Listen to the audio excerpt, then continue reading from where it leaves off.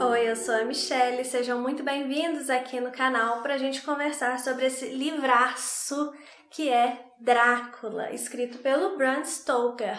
A história de vampiro mais famosa, eu acho, mesmo quem nunca leu o livro sabe, ou melhor, acha que sabe do que se trata, mas hoje a gente vai conversar sobre o que é Drácula de verdade, o livro mesmo, escrito pelo Bram Stoker. Esse livro aqui foi uma releitura para mim, eu li para o meu clube de leitura, que é o Clube MSL. A gente está fazendo lá a imersão que se chama A Criação de um Mito, onde nós estamos vendo desde a criação do mito do vampiro até o desenvolvimento dele ao longo do tempo. Então, nós lemos Drácula e também estamos lendo outros contos relacionados ao vampiro, para a gente entender como foram feitas as adaptações no mito do vampiro, enfim, né? Tá sendo uma imersão muito incrível. E aí eu trouxe aqui para conversar com vocês sobre Drácula. Eu li pela primeira vez esse livro há muito tempo atrás, uns 10 anos atrás, nem me lembro quanto tempo, mas bastante tempo. Tinha lido a primeira vez nessa edição mesmo aqui da Zahar, é a minha primeira edição de Drácula, e resolvi fazer a releitura nela porque eu gostei muito dela. Normalmente, quando eu faço releituras, eu acabo relendo em outras edições para ver diferenças e tal, mas aqui eu resolvi fazer a releitura na edição da Zahar mesmo. Li também um pedaço pelo Kindle na edição da Antofágica, que estava disponível lá no Unlimited, deve estar ainda, porque eles sempre estão com as edições lá no Unlimited, mas então eu li um pedaço lá pela da Antofágica e a maior parte aqui pela da Zahar. Gostei também da edição da Antofágica, mas essa daqui é a minha preferida, então fiz a releitura pela edição da Zahar mesmo. E eu quero falar com vocês hoje não só sobre a história, o que acontece de fato na história, eu sempre gosto de deixar para vocês lerem os livros e descobrirem sozinhos. Por isso que eu não gosto de ficar dando spoiler nas resenhas aqui, porque eu acho que o interessante é que você descubra a história. Eu gosto de dar aqui um direcionamento, algumas reflexões que eu fiz para que você talvez observe algumas coisas ali nas entrelinhas que você não observaria de outra forma. Eu gosto de trazer à tona a vontade de ler esse livro. E quem não leu Drácula ainda precisa ler, porque é um livraço muito fácil de ser lido, não é nada super rebuscado, assim. É uma escrita excelente, mas o texto é um texto simples, que vocês vão entender. Apesar de ser elegante, não é nada difícil de ler, difícil de entender. Então, já fica aqui o meu apelo para que vocês leiam Drácula e vamos ver aqui de fato do que se trata essa história, porque eu vejo acontecendo muitos enganos com relação a Drácula, a mensagem. É lógico, a interpretação é de cada um, mas a gente não pode colocar intenções e palavras na boca do autor que não era de fato o que ele queria fazer com a obra. Então a gente vai tentar separar essas duas coisas aqui na resenha de hoje, tá bom? Já quero pedir para você se inscrever aqui no canal se você ainda não for inscrito. A sua presença é muito importante para mim, eu sempre gosto de frisar isso.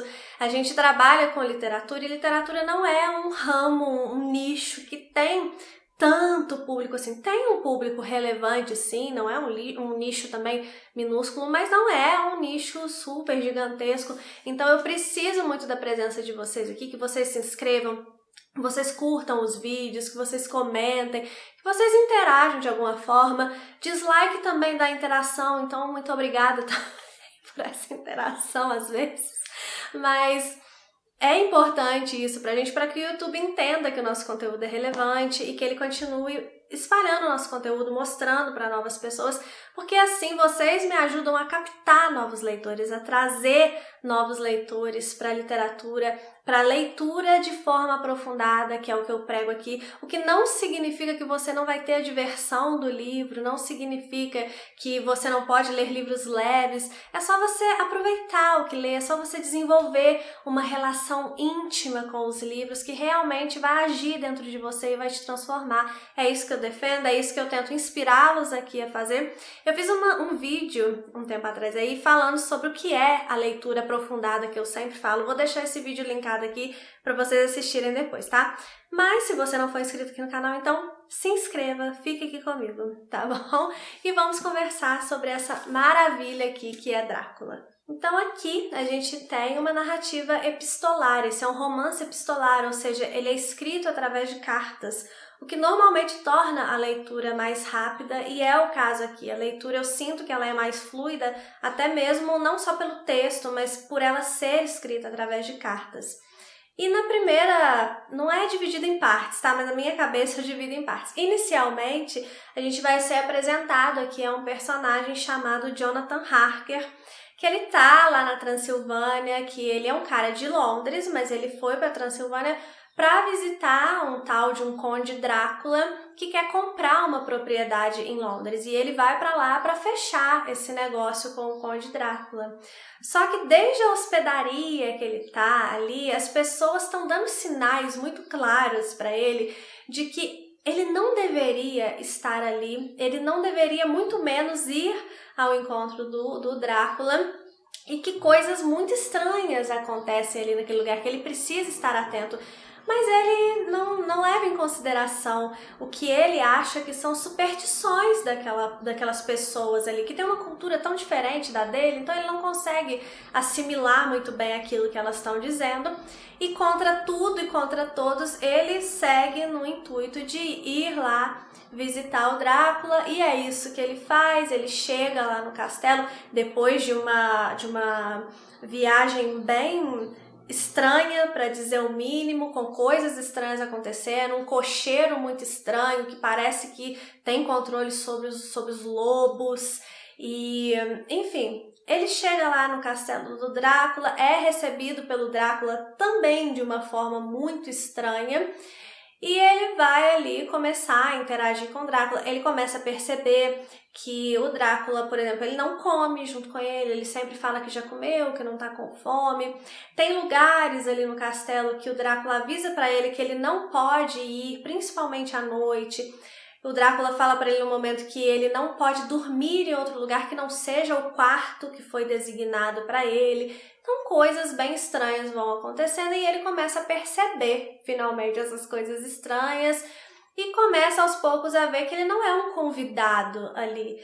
Ele tá mais para um prisioneiro do Drácula do que para um convidado, porque o Drácula fala para ele que ele vai ter que ficar mais tempo, o Drácula quer aprender inglês com ele, porque já que ele vai para a Inglaterra, ele quer melhorar o inglês dele, então ele obriga, de fato, o Jonathan a ficar ali por mais tempo. O Jonathan, num determinado momento que ele já está muito ciente de que ele é um prisioneiro ali naquele lugar, ele começa a ver coisas estranhas, além de sentir que está estranho, ele começa a ver, de fato, coisas estranhas. Então vai ter um momento que ele vai cortar o pescoço fazendo a barba, e o Drácula vai meio que ele vai até ele assim, mas se controla, então ele vê que aquela atitude ele é estranha quando o Drácula vê o sangue, né? O reflexo do Drácula não aparece no espelho, o Jonathan percebe isso. Tem um momento que ele tem um encontro muito horrível com 3 mulheres que também moram ali naquele castelo e que ele não sabia da existência delas até então, mas que no momento que ele encontra com elas, quando ele vai ir em lugares do castelo que ele foi avisado para não ir, mas ele vai mesmo assim, ele encontra essas 3 mulheres, e essas 3 mulheres meio que numa cena de sedução, mas que na verdade não significa que elas estavam interessadas sexualmente no Jonathan, elas estavam interessadas no sangue do Jonathan, em se alimentar do Jonathan, né? E ele fica meio entorpecido ali, só que o Drácula chega no momento e salva ele, porque o Drácula tem outros planos para ele, então ele não pode descartar o Jonathan ali naquele momento. Inclusive uma cena terrível, porque o Drácula nesse momento entrega um saco com alguma coisa se mexendo dentro dele e dá a entender que é uma criança, que ele joga para aquelas mulheres que a gente sabe que são vampiras, para que elas devorem, drenem o sangue daquela criancinha, né? E isso tem um simbolismo também muito importante, que a gente vai conversar sobre os simbolismos daqui a pouco. E o Jonathan tem um momento que ele vê o Drácula se esgueirando nos muros ali do castelo, como se ele fosse uma aranha, uma lagartixa, assim, grudado no muro, andando, assim, uma visão bem assustadora. E aí o Jonathan pensa, o único jeito de eu fugir daqui vai ser tentando escalar esses muros. Lógico que não da mesma forma que o Drácula, porque ele ainda não sabe exatamente o que o Drácula é, mas ele já sabe que é algo muito ruim. Mas eu preciso dar um jeito de ir escalando esses muros aqui, porque a porta tá trancada, eu tô presa aqui dentro. É a única forma de eu sair. Então ele vai tentar fugir ali daquele castelo, escalando os muros do castelo. E aí a gente fica um tempo sem ter notícias do que acontece com o Jonathan. E aí a gente parte para uma outra fase aqui da narrativa, onde a gente vai conhecer a noiva do Jonathan, que é a Mina. E a Mina, ela tem uma amiga que se chama Lucy. E elas foram passar uns dias numa cidadezinha ali do interior da Inglaterra, uma cidadezinha litorânea. E ali a Lucy começa a ter alguns episódios de sonambulismo, que ela já tinha apresentado no passado, mas tinha muito tempo que ela não tinha apresentado. E nesses episódios de sonambulismo, ela sempre fica muito desgastada no dia seguinte. E daí, aos poucos, a gente vai percebendo que existe uma presença ali naquele lugar que está drenando a energia vital da Lucy. E aí a gente imagina que seja o Drácula.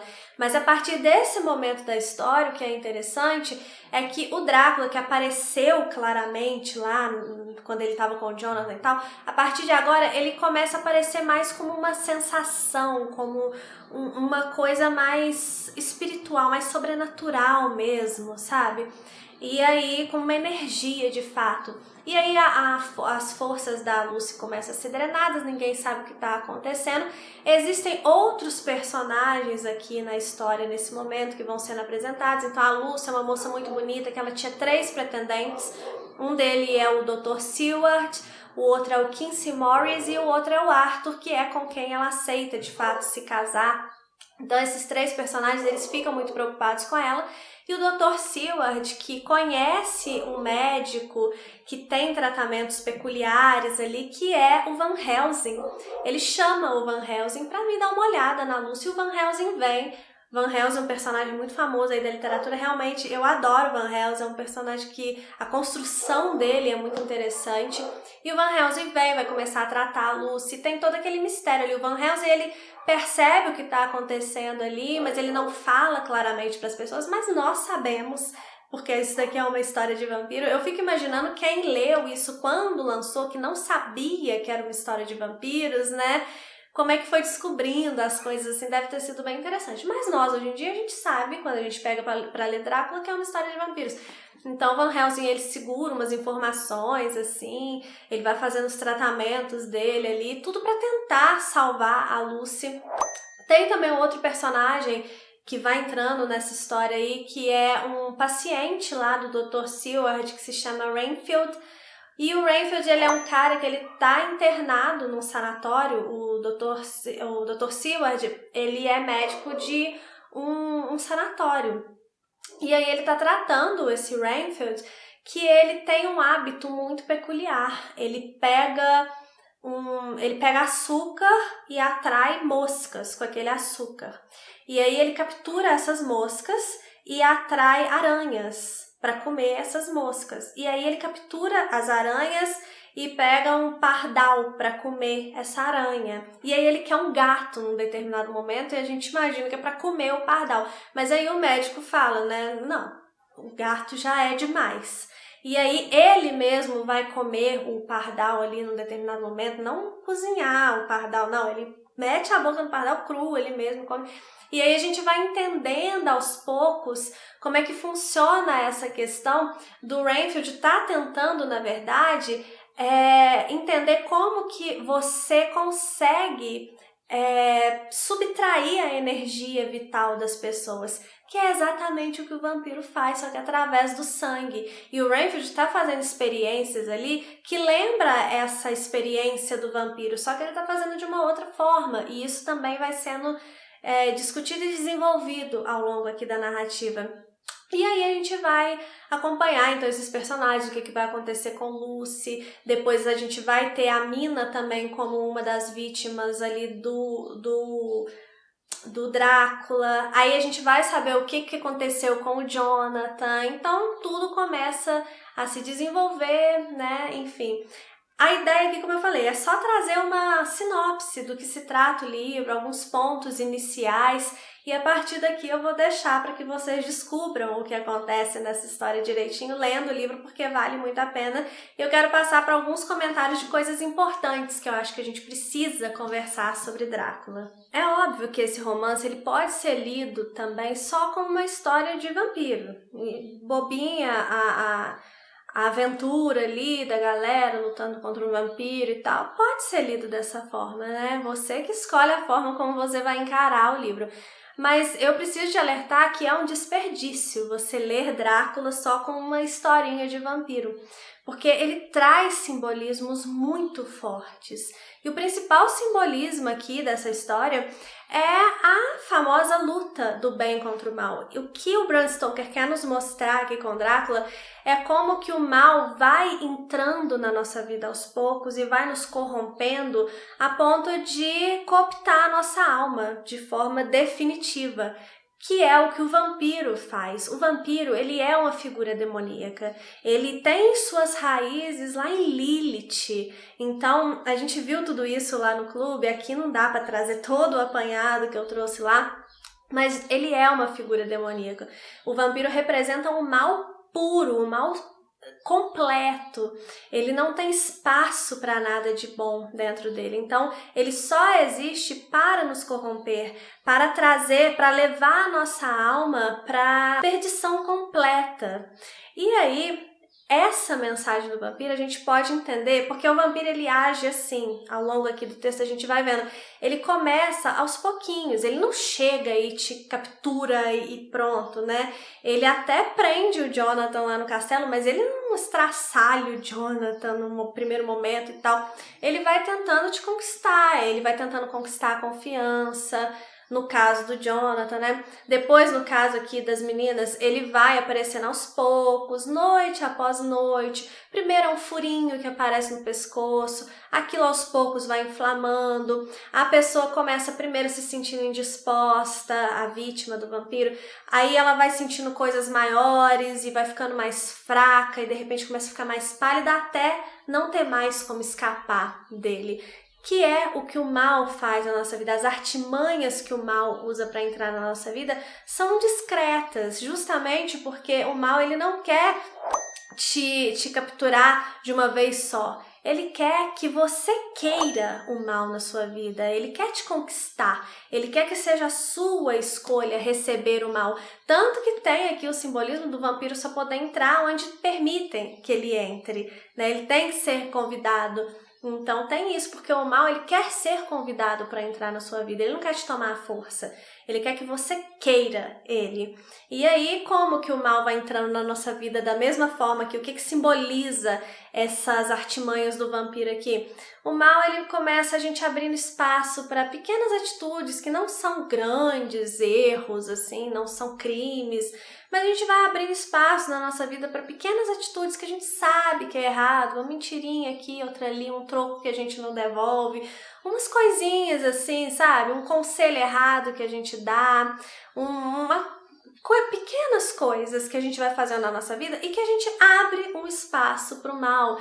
E aí aquilo ali vai entrando na gente, a gente vai alargando a nossa moral, a gente vai alargando os nossos parâmetros que a gente tem do que é certo e do que é errado. E de acordo com que isso vai sendo alargado, a gente vai perdendo a noção de certo e errado e daqui a pouco a gente já está totalmente dominado, porque a gente não sabe mais nem discernir o que é certo e o que é errado. A gente já justifica tudo que a gente faz, né, de alguma forma.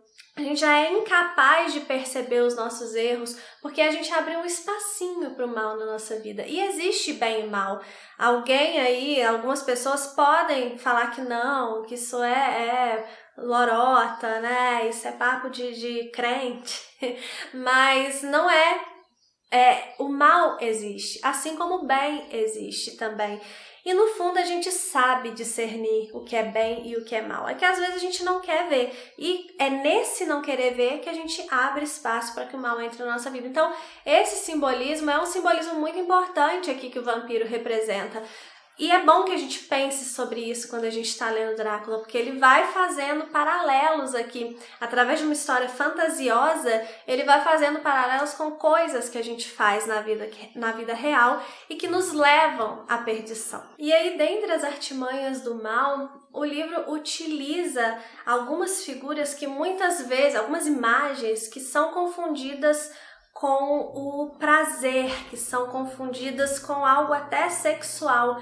E muita gente interpreta Drácula, algumas partes, como uma coisa mais sexualizada, uma coisa de desejo reprimido. E na verdade não é isso do que Drácula se trata, né? As cenas aqui que são muito vistas como coisas sexualizadas são duas, a das vampiras, que eu citei no início do vídeo, e tem uma cena com a Mina junto com o Drácula, que ele obriga a Mina a tomar o sangue dela, que a forma como ela é descrita, as pessoas entendem de uma forma sexual, mas não é a intenção. O vampiro, ele não tem esse desejo sexual no sentido humano que a gente entende o desejo sexual.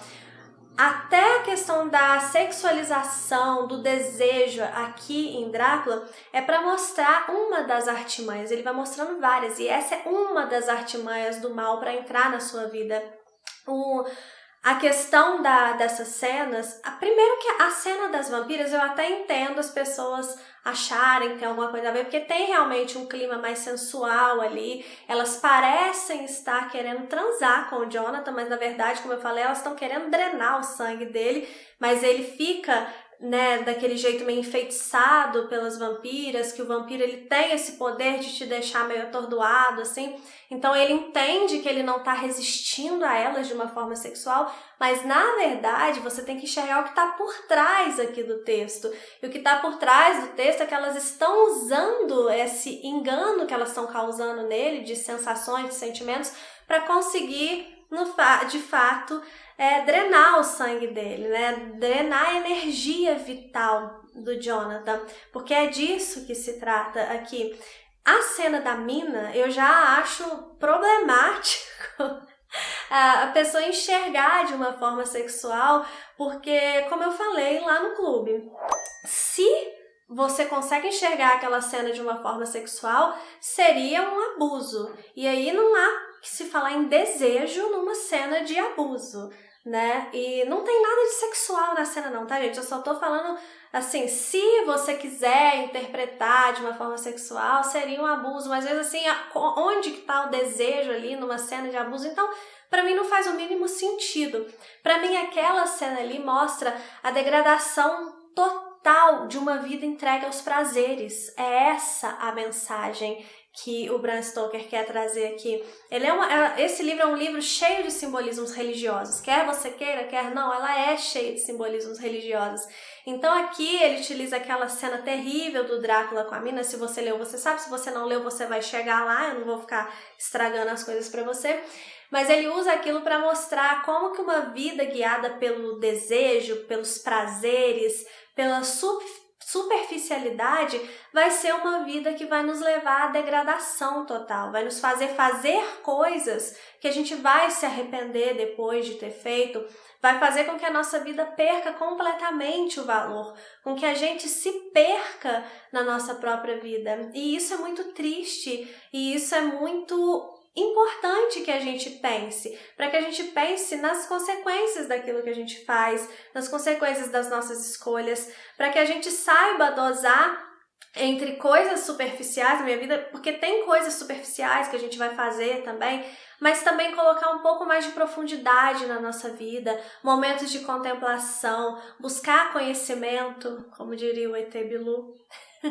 Então é importante também que a gente cultive coisas valorosas na nossa vida, porque uma vida entregue apenas aos prazeres, eu sempre falo isso aqui, gente, se você é guiado apenas pelos seus prazeres, pela sua emoção, a chance de dar errado é muito grande, porque nós somos seres humanos e as nossas emoções, os nossos prazeres, aquilo que a gente deseja fazer, muitas vezes não é o melhor pra gente. Por isso que nós somos dotados também de razão.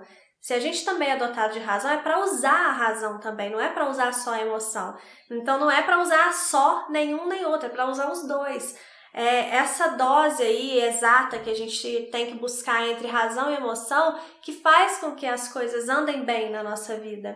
E aqui o Drácula, uma das artimanhas dele, nessas cenas aqui que ele usa, que as pessoas interpretam como algo sexual, é mais para mostrar isso, para mostrar que uma vida guiada apenas pelos prazeres, apenas pelas suas vontades, pelas suas emoções, ela vai ser uma vida degradada, uma vida que não vai valer a pena ser vivida, né? Uma vida que vai te levar para um caminho muito ruim.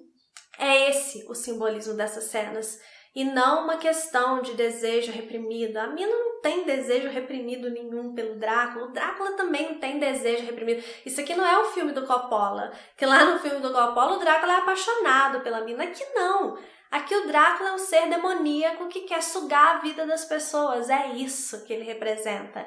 E é assim que eu acho a forma mais correta mesmo de analisar essa história aqui.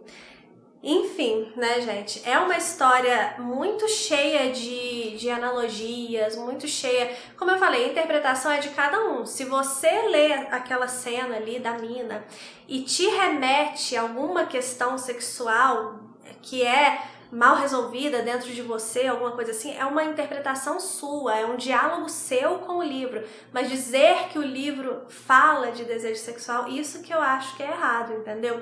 Mas a sua interpretação é a sua interpretação. E aí o livro vai te dar margem para interpretações sobre várias coisas da sua vida, sobre várias áreas. É um livro que fala também sobre amizade, sobre a importância de você ter pessoas com quem você realmente pode contar, independente de qualquer coisa.